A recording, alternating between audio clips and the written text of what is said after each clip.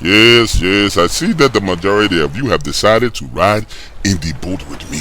Start rowing now. And as we are on our way to the Bigfoot Island, let me share a story with you.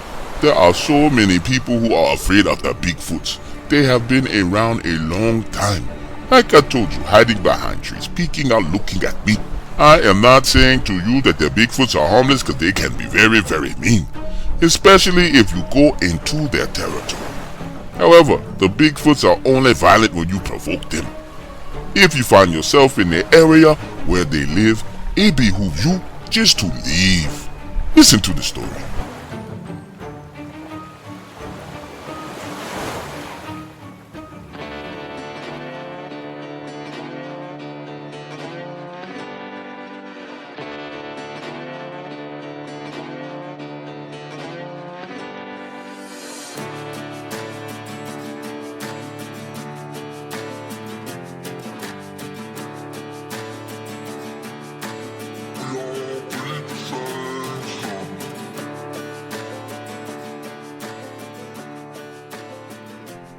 My whole life I've known that Bigfoot existed.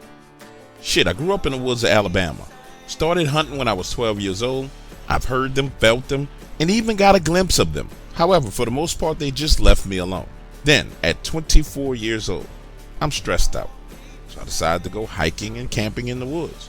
Just needed to get away. My girlfriend at the time was pressing me about marriage. My job was paying, but they had cut the overtime.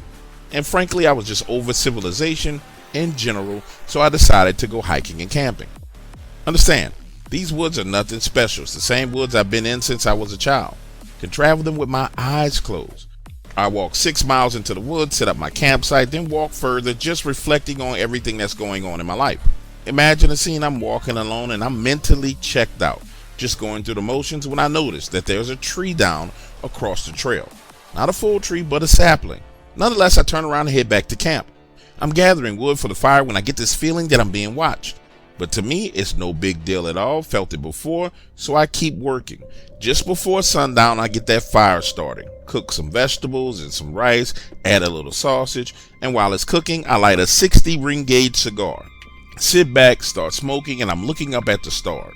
20 minutes later, the food is cooked and I have to pee, so I get up and walk like 15 feet away from the area that I was just sitting in.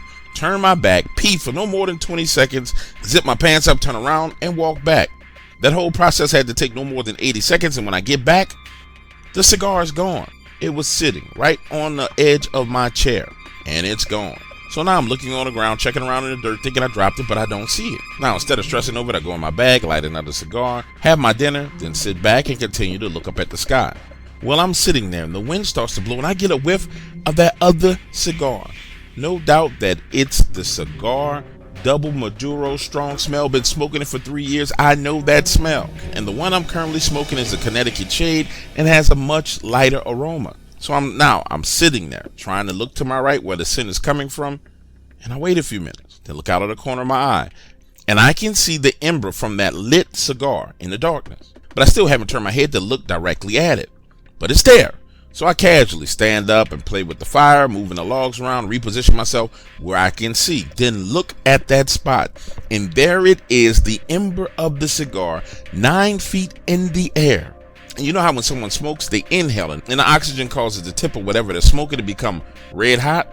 Well, the tip of that cigar is glowing red. So now I'm standing there thinking to myself, these damn Bigfoots done stole my cigar. Now get this, I finish eating, clean up, take that other cigar that I was smoking, lay it down on a chair, and go inside the tent. 15 minutes later, I'm laying there, and I hear movement all around me, walking.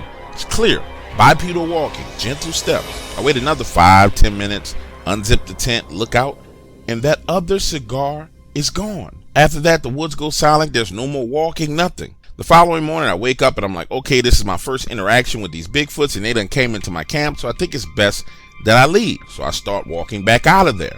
And these things shadow me the entire way. But you can hear them moving as I move. When I finally get home, I decide to do some research on Bigfoots and tobacco. Turns out there were stories from Native Americans about hairy men in the woods taking tobacco leaves and chewing them. And in some cases, actually mimicking the Indians and smoking the leaves. That shit blew my mind.